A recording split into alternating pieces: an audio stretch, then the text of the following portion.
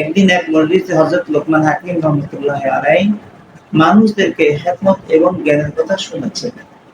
এমত অবস্থায় এক ব্যক্তি এসে বললেন, আপনি কি সেই ব্যক্তি যে আমার বকরি চালাতে? তখন হযরত লোকমান হাকিম বললেন, জি আমি সেই ব্যক্তি যে আপনার বকরি চালাতে। লোকটি আবার প্রশ্ন করলেন, আপনি কিভাবে এমন মর্যাদায় অধিষ্ঠিত হয়েছেন?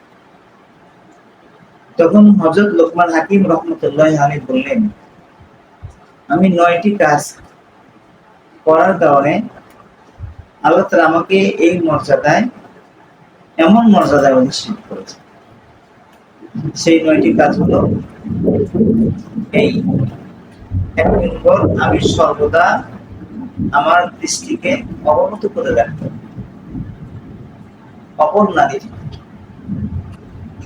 ২ নম্বর, আমি আমার জবানকে নিয়ন্ত্রণ করতাম সর্বদা।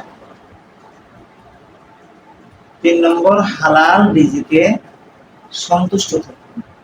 আমার সামনে যতটুকু হালাল রিজিকের ব্যবস্থা হতো ততটুকু নিয়ে আমি সন্তুষ্ট থাকতাম। ৪ নম্বর, লজ্জাস্থান, নিজের লজ্জাস্থান হেফাজত করতাম। ৫ নম্বর, সদা সর্বদা সত্য কথা বলতাম এবং সত্যের উপরেই অবিচল অটল থাকতাম। ৬ নম্বর, ওয়াদা অঙ্গীকার পূর্ণ করতাম। ওর সাথে যদি ওয়াদা বা অঙ্গীকার করতাম সেটা আমি যথাযথভাবে পূর্ণ করতাম এবং মেহমানের সম্মান করতাম। শর্ত অনুযায়ী মেহমানের কি করতাম? সম্মান করতাম এবং প্রতিবেশীর সুরক্ষা দিতাম। প্রতিবেশীদের সুরক্ষা দিতাম।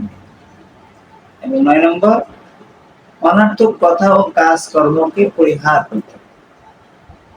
এই ৯টি কাজ করার কারণে আল্লাহ তাআলা আমাকে এমন মর্যাদায় অধিষ্ঠিত করেছে।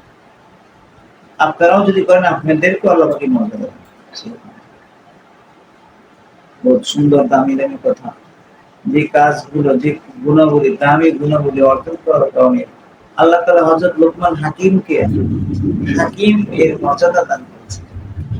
হাকিম এবং অনেক উঁচু মাকামে, উঁচু মর্যাদাশীল হয়েছিলেন, সম্মানিত হয়েছিলেন। আল্লাহ তাআলা এই গুণগুলোকে আমাদের মধ্যে দেয়, আমরা যেন সেই গুণগুলো অর্জন করতে পারি।